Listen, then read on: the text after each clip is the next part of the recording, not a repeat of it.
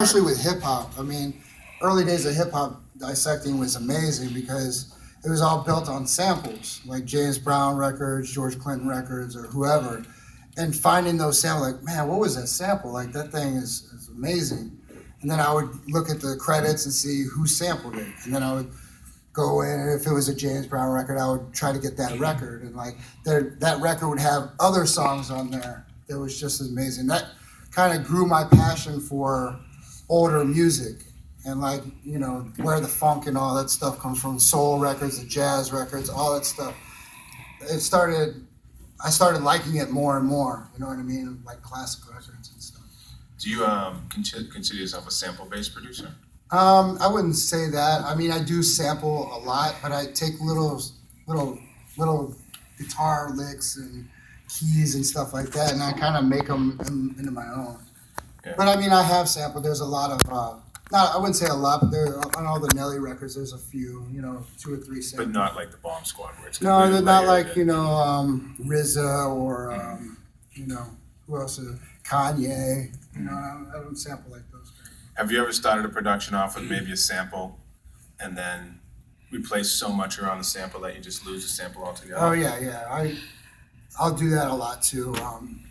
I'll try to mimic the horns and then, the horns sound great. Well, let's redo the bass, and then I end up pulling that whole sample out. Dre's known for that, by the way. Dre does a lot of that stuff. Like, a lot of his beats originate from samples and just replaying them. Like, as far as like hip hop goes, like Dre, I try to keep up with everybody, like what everybody's doing and stuff like that. That was one way for me to develop my style too. It's like Dre plays a lot, and then we had Puff Daddy and sampling a lot, and I was like, well, I just love hip hop in general, so I like, kind of do my own thing with those kind of styles. Out of all the producers that are out there, who do you say have influenced you the most? I mean, there's Dre and Timbaland. I really like Timbaland a lot. He's very diverse. Goes back to that weird sound too, but it's still funky. You know what I mean? Like, he's always coming up with some new style. It's always different every time he pops back out. You know what I mean? Same with Dre though. Like, that's what I'm saying. Both of them are really my favorites. So.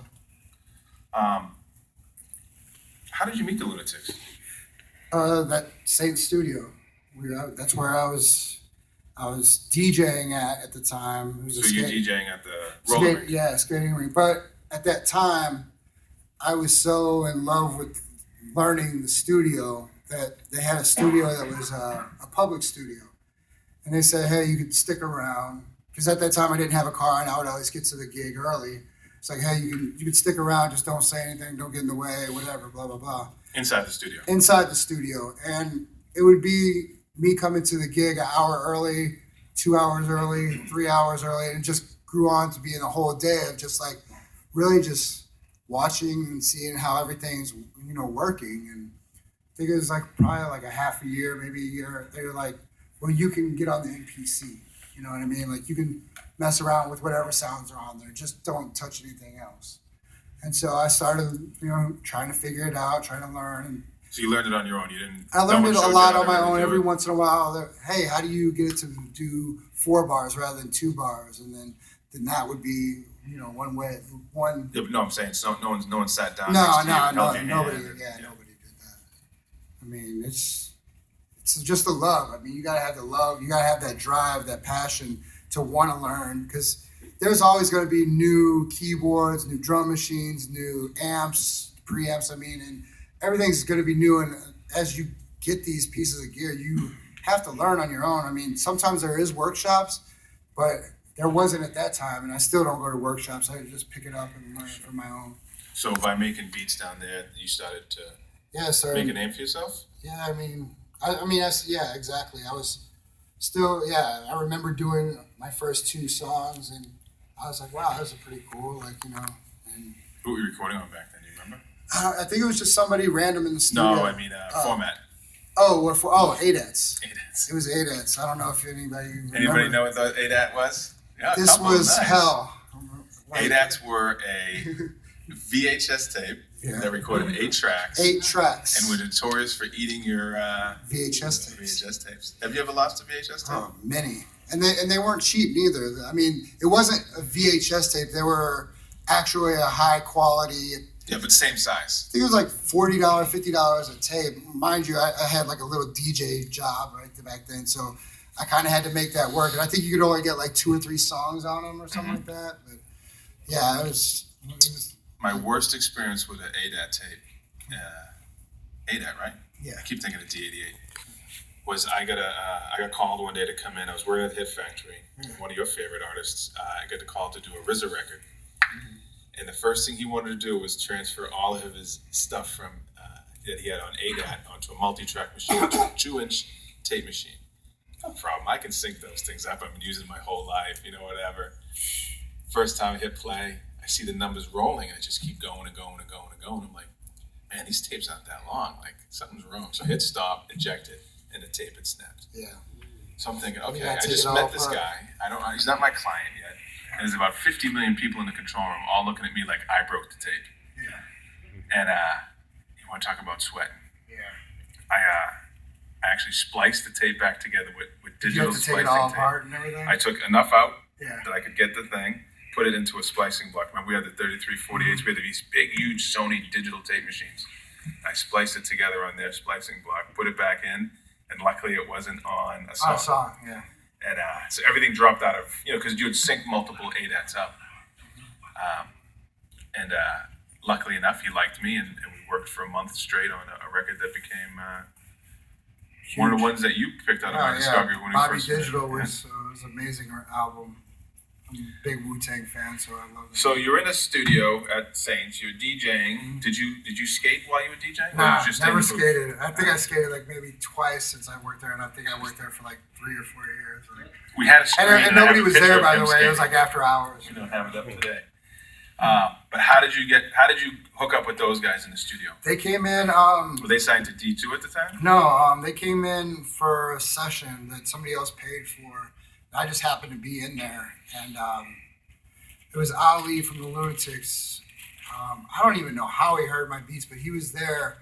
We both were there, and we, chatted up a little bit. We both liked Wu-Tang. We both just wearing Timberland boots and stuff like that, and just grimy New York type style. And then he was just like, "Hey, let me check out some of your beats," and then came back like, "Hey, I'm gonna record over 2 of your tracks," and I was like, "Wow, okay, cool." And Ali ended up introducing me to Murphy Lee and LA, Kiwan, City, and all that. And City was doing a little bit of production too, so City started hanging out more and more, and we just started like making sure, like he would make a track, and I would want to do something better, and then we would collab every once in a while, and it was just good times, man. It was really It's a healthy competition. Yeah, exactly. Healthy competition. Whose beats were better? There's no better when it comes to music. I'm just is saying. there? I was going to see City later on. I was going to say that you were City dumping might say on. something different from me. I'm like, yeah, whatever. What part of the recording process do you enjoy best? I mean, obviously making the music. I just love, beat making and, just mashing sounds together and, almost like painting a picture. You know what I mean? Do you prefer the artist to be with you while you're making the beat, or do you yeah, make them alone? sometimes it's very helpful. I mean, it's good to have like somebody there with good energy, that's helping the vibe out, and like, both you guys are collabing on, the music aspect of it. So you know which direction to go to. Feed right off of them, right? Yeah, it's amazing. In those early records, did you guys do a lot of that?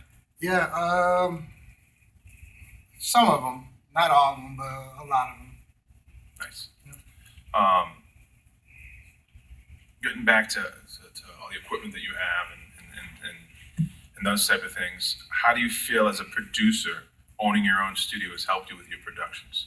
Oh, I mean, it's amazing. I mean, anytime you have like inspiration or, you have that, you're humming a melody and you want to get it out. I mean, having the tools definitely, builds what you want. You know what I mean? Yeah. At any time. So it's just, you just go in and do it. 24 hours. 24 you don't have hours. to book it.